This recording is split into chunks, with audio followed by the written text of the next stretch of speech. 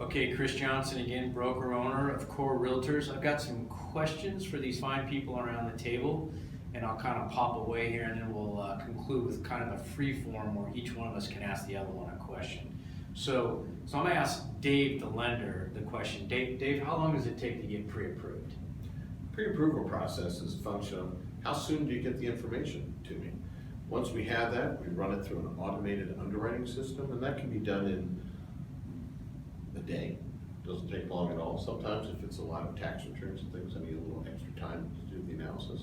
Okay, so a week? Relatively quick. Call it a week, maybe? Call it a week, but I do my best to do it sooner. Okay, great.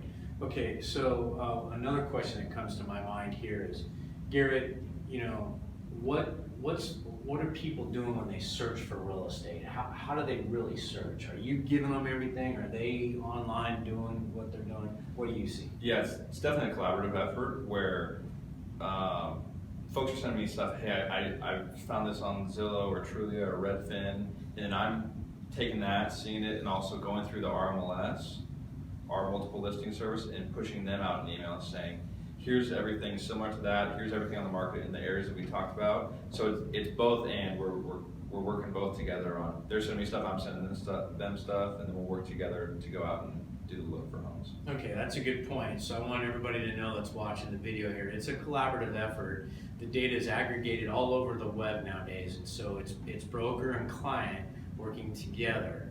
It's not a race to see who finds it first, but it's the collaboration to find it, okay?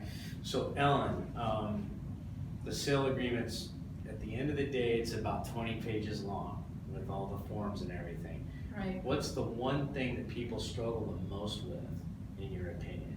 I think it's the price.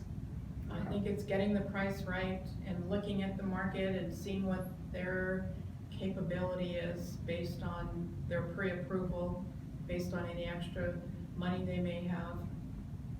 Okay. Now that leads me to another question, and I want the viewers to understand that when you have a sale agreement, it's an actual contract with date-sensitive time periods in it. And so the question for Ellen is, again, when you have a buyer that needs to sign something by a given date, you need them to go specifically and prudently through it, right? Well, right. We'll definitely walk through the whole sales agreement. And sometimes I'll just email you a blank sales agreement so you could look at it in advance. Because it is long, and but it's very detailed. And then we'll DocuSign the agreement to you once it's filled out, and it takes about 1 second to sign. Okay. Now, question for Dave. Dave, what's the one thing, if you could put your fingers on, that the buyers struggle with? What's the one thing where you're like, gosh, I've been doing this 20 years and I have to ask this thing over and over again? Is there one or two things that people, don't get, don't do, need to do, should do quicker? Simplest thing is I need all pages of documents. Sometimes folks will send me just the first page or the first 2 pages of their 1040s, and maybe the first page of their tax return. Then I have to come back and ask them for it time and again. And frankly, the clients get irritated, and then they think, well, the process takes so long. But it's really all the documents, all the pages. And I wanted to say one other thing relative to one of Ellen's comments is, when I pre-approve you, I'm going to look to create an envelope. The highest amount that you can be pre-approved for at a higher rate than is today's rate. The reason I do that is from today until the time that you lock a loan, the rates may go up. And frankly, most people who come to me want to be approved for, let's say, $300,000, and that's a comfortable amount to them and looks right. And then when they get out in the market, they find that it's a $325,000 or a $350,000 house that they need to qualify for.